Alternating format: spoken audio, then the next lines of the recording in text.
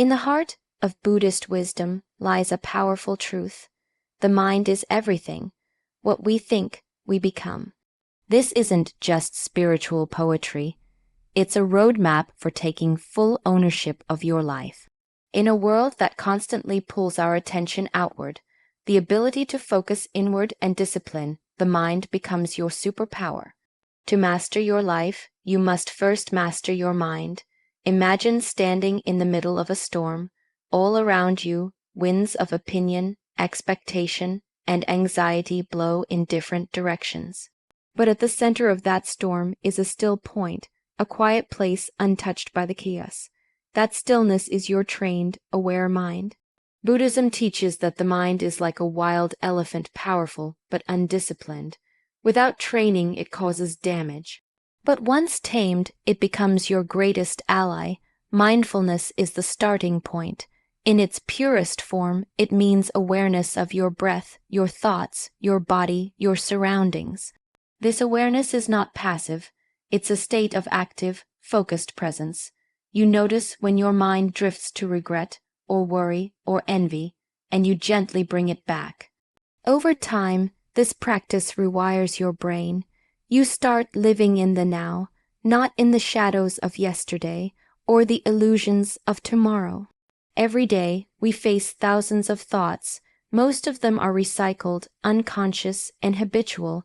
I'm not good enough. They're doing better than me. What if I fail? These thoughts, when unchecked, shape how we feel and act. But Buddhism teaches that you are not your thoughts.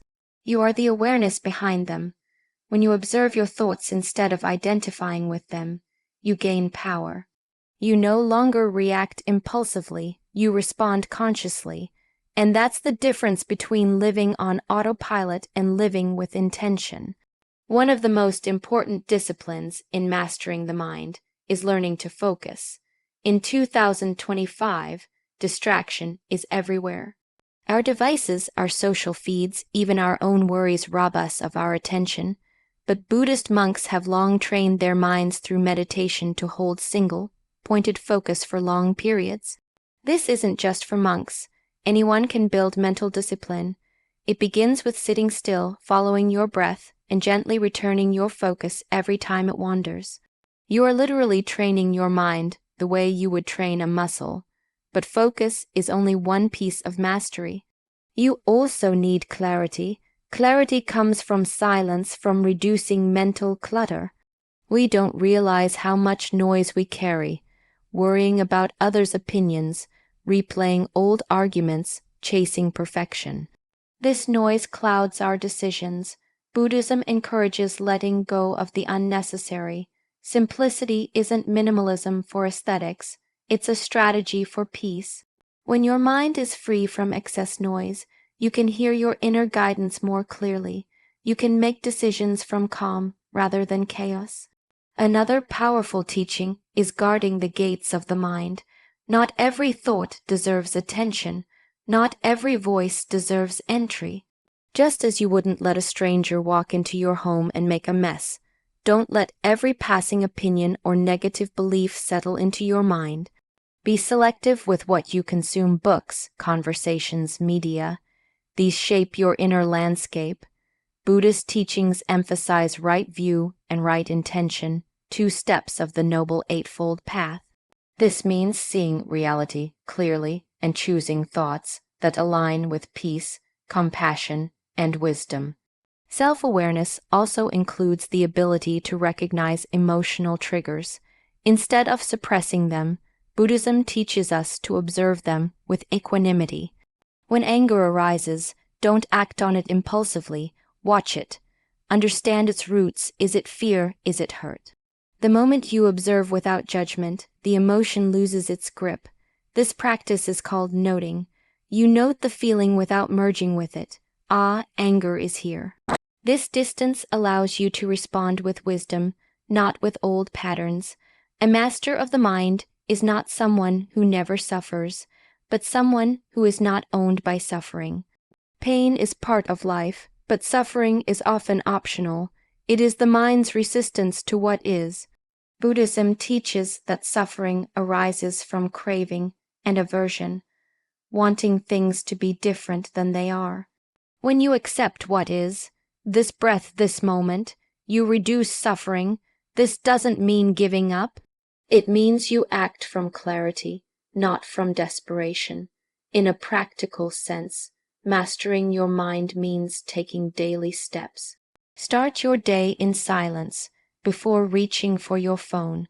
Sit with your breath for even 5 minutes. During the day, check in with your thoughts.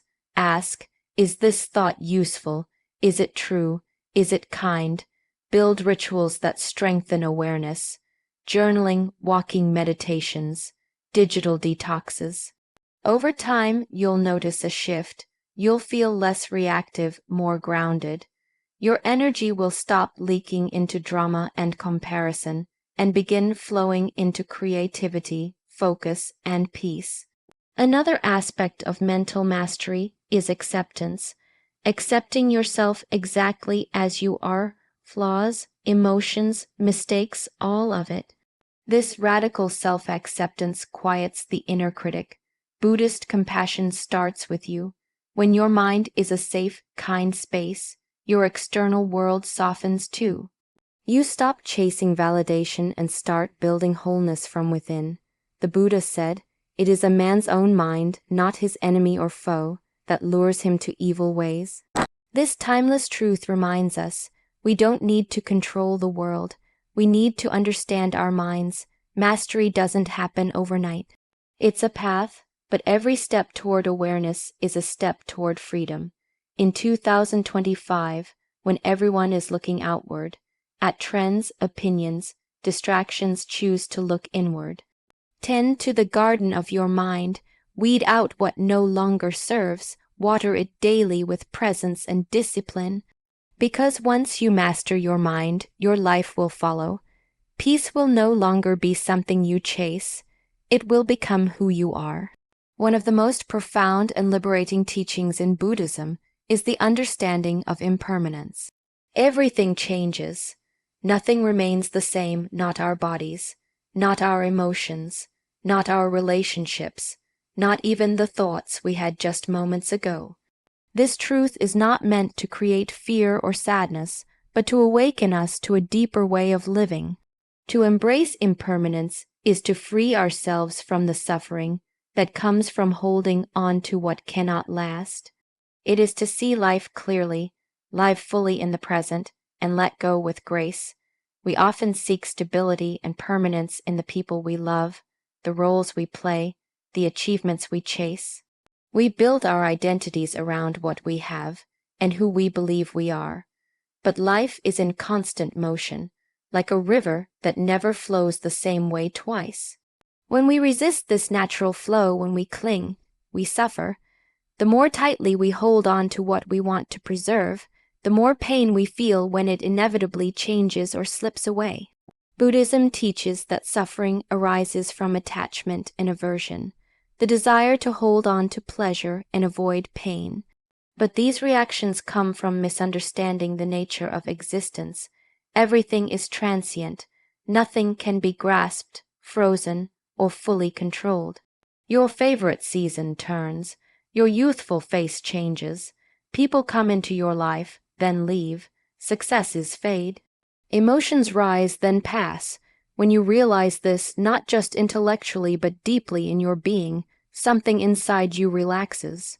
You stop fighting the current, you start floating with it. Letting go doesn't mean giving up, it means giving in to the reality of the moment. It means releasing your grip on how things should be and accepting them as they are. This is not resignation, it's wisdom. When you let go, you allow life to move through you instead of breaking yourself against it. You allow people to be who they are, not who you wish them to be. You stop trying to fix or force or chase. You begin to understand that peace doesn't come from control, it comes from surrender. This kind of surrender takes courage. It's not easy to let go of the past, especially if it hurt you or shaped you. But holding on to pain only deepens the wound. You relive the story over and over again, giving it power over your present. Letting go is an act of self, love. It is saying, I choose to no longer carry this weight. I release this story so I can write a new one. Whether it's a lost relationship, a missed opportunity, or a mistake you made, letting go is not forgetting. It's choosing to move forward with wisdom rather than carrying regret. Buddhist practice encourages us to observe our attachments without judgment. Notice what you cling to. Is it your image, your comfort, someone's approval? The more aware you become, the more you can begin to loosen your grip. This doesn't happen all at once. It happens gradually with gentleness, like opening a tightly clenched fist, finger by finger, until the hand can rest open. The same is true for letting go of fear. Fear is often rooted in our desire for permanence. We fear change because we don't know what it will bring. But clinging to certainty is an illusion. Everything is already changing. Every breath you take is proof. So the question becomes, can you meet each moment as it is, rather than how you want it to be? Can you live in the flow instead of resisting it? Embracing impermanence brings gratitude. When you realize that nothing lasts forever, you begin to treasure what you have right now. That morning light through your window, that conversation with someone you love, that ordinary moment that will never repeat. Instead of rushing through life, you begin to savor it. You understand that everything is a gift on temporary loan from the universe. And so, you love more deeply, forgive more easily, and stress less about what doesn't matter. Letting go also includes letting go of control. We often exhaust ourselves trying to manage everything: people, outcomes, plans. But control is a tightrope walk over the unknown. It creates anxiety, tension, and a false sense of safety. True power lies in being adaptable. Like bamboo, you bend in the wind but don't break. You learn to respond, not react. You learn to trust yourself to handle whatever arises, rather than trying to make life fit your expectations. Even your identity is something you can let go of. The roles you play, employee, parent, partner, achiever, are temporary. The ego clings to these identities because it wants definition, significance, and status.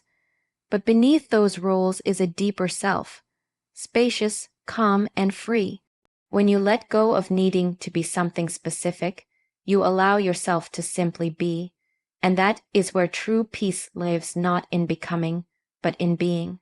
None of this means life becomes dull or passive. In fact, when you stop clinging, you become more alive. You become present to each experience without demanding that it lasts forever. You stop numbing yourself against loss and start welcoming the fullness of life. You realize that beauty lies in the fleeting nature of things. Like cherry blossoms falling or a candle burning down, life's impermanence is what gives it meaning. In Buddhist temples, monks create intricate mandalas made of colored sand, beautiful, detailed, and fragile. When they are finished, they sweep them away. Why? To demonstrate impermanence, to teach that nothing, no matter how beautiful, is permanent. This is not a sad ritual. It's a powerful reminder. Enjoy the moment, but don't cling to it. To embrace impermanence and let go is to walk lightly through the world. To love without possession, to grieve without being broken, to live fully, knowing that every sunrise is new and every goodbye holds the seed of another beginning. This is the essence of freedom, not from life, but within it. When you let go, you don't lose yourself. You find a self that is boundless, resilient, and at peace. To live authentically and compassionately is to live in alignment with your true self and in harmony with the world around you. It means peeling away the layers of who you've been told to be, so you can return to who you truly are. It means standing firm in your values, even when the world pulls you in other directions. It means offering kindness to others, not because it is easy or expected, but because it is a natural extension of your inner peace. In Buddhist teachings, Authenticity begins with self-awareness. You cannot live truthfully unless you first know yourself, your fears, your dreams, your strengths, and your wounds. Most people walk through life performing a version of themselves that was shaped by family expectations, cultural norms, or the need to be liked. But beneath those performances is a quieter self, a self that does not need validation or applause. That self is simple, honest, and at ease. Buddhism encourages us to look deeply into the nature of our being through mindfulness and meditation. When you sit in silence, when you watch your thoughts without judgment, when you let go of the stories you tell about who you are supposed to be, a deeper truth arises.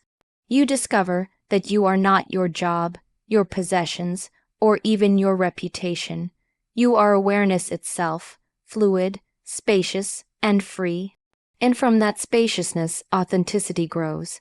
Living authentically does not mean indulging every impulse or saying whatever you feel. It means aligning your actions with your inner values. It means not betraying yourself for acceptance. It means speaking honestly, even if your voice trembles, and saying no when something violates your peace. It means making choices that reflect your truth, even if they are misunderstood by others. This kind of life takes courage, because it is often easier to follow the crowd than to follow your conscience. But when you live in truth, your energy is clean. You no longer waste it on pretending, pleasing, or performing. You begin to live from the inside out, not the outside in. In the Buddhist Noble Eightfold Path, two key elements are right speech and right action. These are not just moral codes, they are tools for authenticity. Right speech means speaking with honesty, kindness, and intention. It means not gossiping, not manipulating, not distorting the truth to serve the ego. Right action means behaving in ways that are ethical, compassionate, and mindful. When your words and actions match your heart, you live in integrity, and integrity is the foundation of authenticity. But authenticity alone is not enough. It must be held in the arms of compassion, because if you live your truth without empathy, you become rigid and self-centered. Compassion is what softens authenticity. It's what allows you to see yourself in others, to forgive mistakes, to speak with gentleness, and to give without expectation. In Buddhism, compassion is not pity. It is the recognition that all beings suffer, and the sincere wish to ease that suffering. To be compassionate does not mean you allow others to harm you. True compassion includes boundaries. It means knowing when to walk away, when to say no, and when to protect your energy. You can be loving without being a doormat. You can be generous without depleting yourself. Buddhism teaches the middle way, not too tight, not too loose. This balance is what allows both authenticity and compassion to coexist. Living authentically and compassionately also means accepting your imperfections. Many people hide who they are because they believe they are not enough, not smart enough, not successful enough, not kind enough. But compassion begins with self-compassion. You cannot give to others what you withhold from yourself. When you accept your flaws with tenderness, when you forgive your past, when you stop punishing yourself for being human, something opens. You stop hiding, you start showing up fully and vulnerably, and in doing so, you give others permission to do the same. The Buddha taught that all beings want to be happy and free from suffering. When you remember this, even in conflict, your perspective softens. You realize that behind someone's anger is often fear, behind their coldness is often pain. When you live with compassion, you stop taking things so personally. You respond instead of reacting. You don't excuse harmful behavior, but you see the suffering beneath it, and you respond from wisdom, not from woundedness. In daily life, authenticity and compassion are expressed through small, quiet choices. Telling the truth when it's easier to lie, offering help without needing credit, listening deeply without interrupting, standing up for someone who can't speak for themselves, apologizing when you're wrong, setting boundaries when you're right. Each act, however small, becomes a reflection of who you are becoming. You don't need to wear your beliefs on your sleeve. You just need to embody them in your presence. The more you practice living this way, the more natural it becomes. You begin to attract people who resonate with your truth and release those who don't. Your relationships deepen. Your inner world calms. You begin to feel aligned, not perfect, but whole. And in that wholeness, you become a light. Not a loud, blinding light, but a quiet one, a steady flame in a noisy world. In Buddhism, the goal is not to escape the world, but to live in it with wisdom and compassion. To be fully human, to feel deeply, speak truthfully, act kindly, and walk through life with presence. When you live authentically and compassionately, you not only honor your own soul, you also make the world softer, safer, and more sane for others. This is the work of a lifetime. It requires patience, humility, and practice, but it is the most worthwhile path. Because in the end, peace doesn't come from being liked or admired. It comes from knowing that you live true to yourself and that your presence made life a little better for someone else. To be here now is to live in the only moment that truly exists, this one. Not yesterday, not tomorrow, but now. It is to bring your attention fully into the present, to stop drifting into regrets about the past or anxieties about the future. This practice, though simple in theory, is one of the most powerful and transformative teachings in Buddhism, because when you are fully present, life unfolds with clarity, calm, and a deep sense of connection. Our minds are constantly wandering. We replay conversations from last week. We rehearse worst-case scenarios for tomorrow. We scroll endlessly, seeking something we can't even name.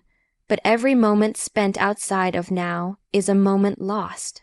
It's not that thinking about the past or future is inherently bad. Sometimes reflection and planning are useful. The problem is when we become trapped there. The past cannot be changed. The future hasn't arrived. Meanwhile, this very moment, the only place where life actually happens, passes us by unnoticed.